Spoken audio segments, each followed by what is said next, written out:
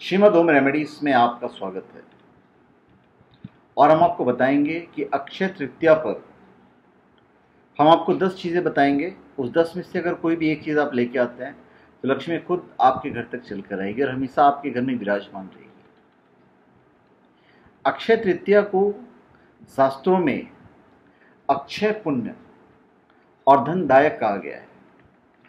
शास्त्रों में बताया गया है कि इस दिन व्यक्ति जो भी शुभ काम करता है उसके पुण्य कभी खत्म नहीं होते हैं, खास करके जो दान पुण्य किया जाता है। इसी तरह इस दिन जो व्यक्ति देवी लक्ष्मी को प्रसन्न कर लेता है उसके घर में हमेशा देवी लक्ष्मी का वास बना रहता है।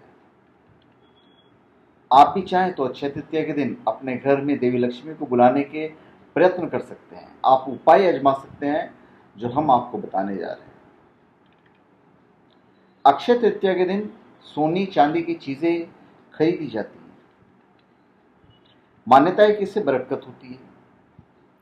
अगर आप भी बरकत चाहते हैं तो इस दिन सोने या चांदी की लक्ष्मी की चरण पादुका लाकर घर में रखें और इसकी नियमित पूजा करें, क्योंकि जहां लक्ष्मी के चरण पड़ते हैं वहां अभाव नहीं रहता है।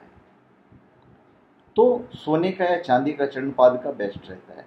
सोने का हुआ तो अति उत्तम। फिर है कौड़ी।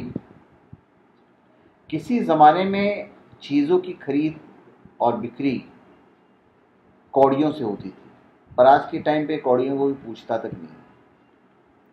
लेकिन बहुत कम लोग जानते हैं कि इससे देवी लक्ष्मी आकर्षित होती हैं और इसमें लक्ष्मी को आकर्षित करने की शक्ति होती है। इसका प्रयोग तंत्र मंत्र में भी होता है।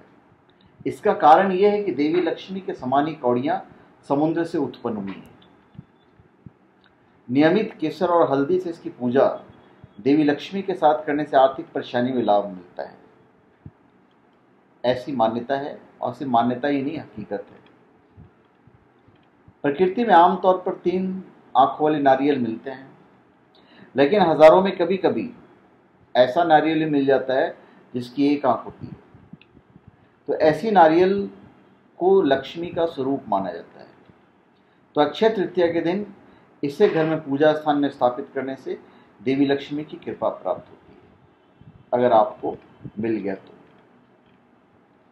फिर धन की देवी को अपने घर में लाना चाहते हैं तो उसके लिए आप एक आसान तरीका ये भी है कि अक्षय तृतीया के दिन पारद की देवी लक्ष्मी घर लेकर आए और नियमित इनकी पूजन करें। शास्त्रों में बताया गया है कि पारद की देवी लक्ष्मी की प्रतिमा जहाँ होती है वहाँ धन दौलत अन्न कभी किसी भी चीज़ की कमी नहीं होती।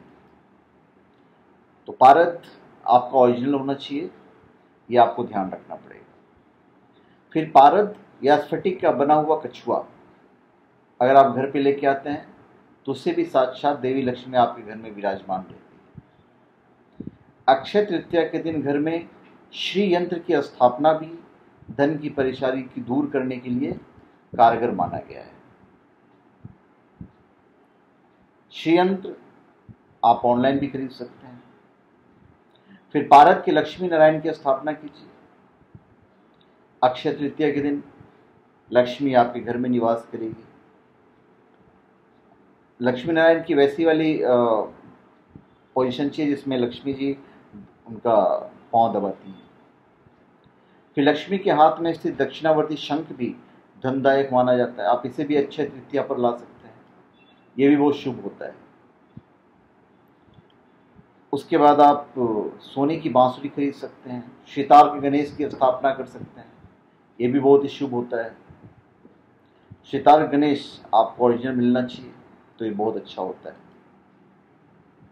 तो मैंने आपको इतनी सारी चीज़ें बताई जो आप अक्षय तृतीया पर खरीद सकते हैं और उससे माता लक्ष्मी आपके घर में विराजमान रहेगी। तो धन्यवाद। आप हमारे चैनल पे सब्सक्राइब करें और अपने कमेंट दीजिए। धन्यवाद।